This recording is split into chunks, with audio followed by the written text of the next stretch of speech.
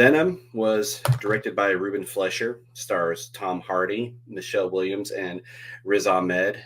And Venom, of course, is based off the character from Marvel Comics, most notably the Spider-Man comics before he got his own comic book run. This is one of the Sony's many Spider-Man films that don't technically feature Spider-Man. As most of you know, Venom is pretty essential to the Spider-Man story, and we'll get to that in just a bit. So, not having Spider-Man in this movie, they had to take different liberties. So, we we get an original take on his origin.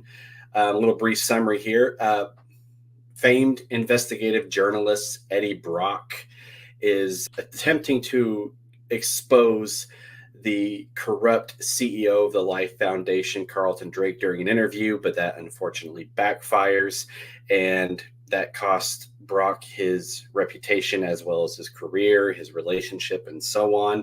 Eventually, he attempts to expose Carlton Drake once again. He breaks into the Life Foundation and tries to record all of Carlton Drake's secrets, but he is bonded with an alien entity known as a symbiote. The symbiote reveals himself to be Venom, and together they work to take down a larger threat. I'm going to be honest, my thoughts on these films have changed. I'll start off with some positives. I thought Venom was fun and enjoyable. It runs close to 2 hours, but to me, it felt like it was a shorter film. And honestly, that's not necessarily a bad thing. That to me, that just means the pacing was very well done. There was hardly ever a dull moment. Cinematography was very well done. The film was very well put together, edited very well. The special effects I thought were pretty awesome, especially when it came to all of the symbiotes. I think my personal favorite scene was when we see the last fight scene between Venom and Riot. They just tear each other apart. They tear the symbiotes off the other hosts, and I thought that was a really cool scene. All of the action scenes I thought were really good, especially the chase scene, like with Carlton Drake's security team is chasing Eddie Brock on a motorcycle. I thought that was really cool. And then that eventually leads to Venom taking over Brock's body fully for the first time. The effects of the symbiotes were great, especially Venom. And I would consider Venom's design to be almost perfect, except for that one detail that he didn't have the iconic giant white spider logo, but of course he couldn't have had that because that was originally part of Spider-Man's symbiote suit, and this movie is Sans Spider-Man. So, but overall, I almost would consider it perfect. It was pretty close. Tom Hardy and Riz Ahmed were definitely the best performances of the whole movie. And Tom Hardy, he did a great job. He played both Eddie Brock and he played the voice of Venom. And he did a great job convincing the audience that, that there was a potential that two different actors were playing those characters. So I'd say kudos to him. As mentioned, Riz Ahmed, he played the corrupt CEO of the Life Foundation, Carlton Drake, who was later bonded with the Riot symbiote. What I liked about Riz Ahmed's performance is he did a great job at portraying two different faces. In the public eye, he was seen as a very respected, legitimate entrepreneur or businessman. And on this side, his employees see him as, this very ruthless, employer, and he does a pretty good job at playing both sides of the coin. I'm going to go ahead and talk about some negatives. My negatives mostly are just the fact that this is a Venom film without Spider-Man.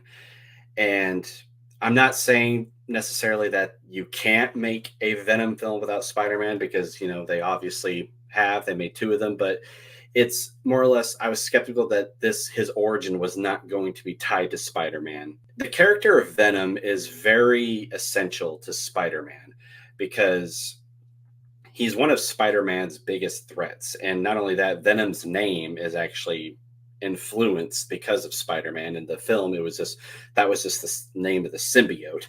But in the comics and other Spider-Man media, Venom has stated that he considers himself poison to both Peter Parker and Spider-Man and Venom, essentially.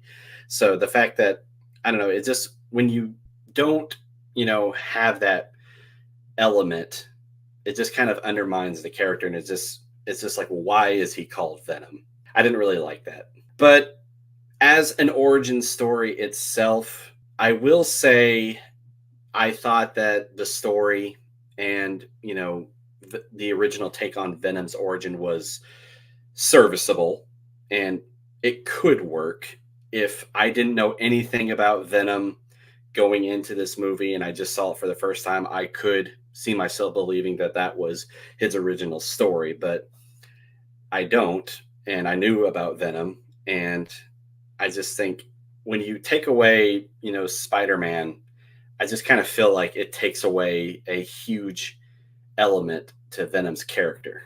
But like I said, the story itself, it wasn't great. It was not horrible.